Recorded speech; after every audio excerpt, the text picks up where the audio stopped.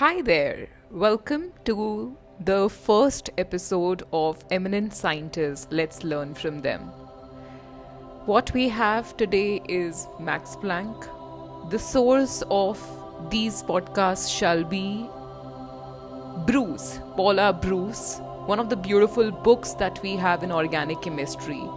And the beauty of this book is that it picks up everything holistically. It doesn't just focus on the chemistry part or the physics part, but also on the other developments which we must know, must get inspired from it, and that's how we should go about. So let's go about learning about the eminent scientists and let's learn from them. We know Max Planck somehow. If you remember, in physics or in chemistry, we use Max Planck constant, which is h,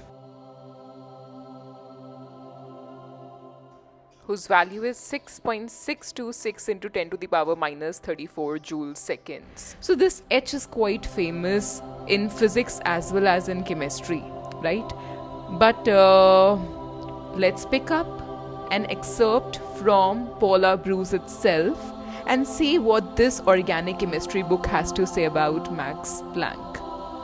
Max Planck was born in Germany, the son of a professor of civil law.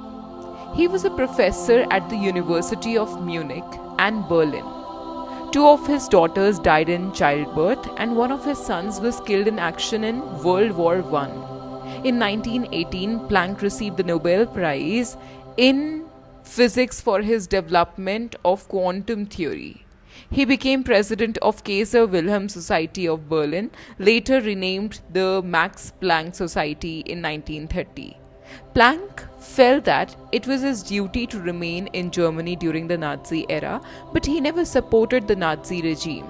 He unsuccessfully interceded with Hitler on behalf of his Jewish colleagues and, as a consequence, was forced to resign from the presidency of Kaiser Wilhelm Society in 1937.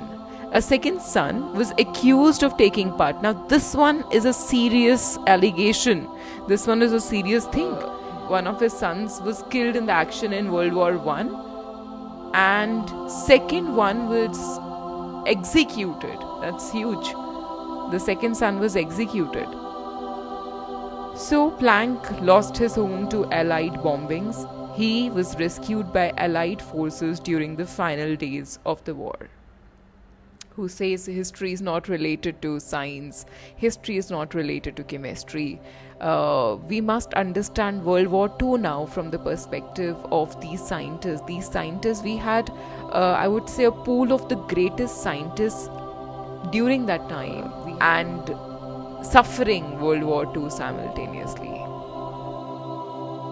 Let's meet next again in the series of eminent scientists. Let's learn from them.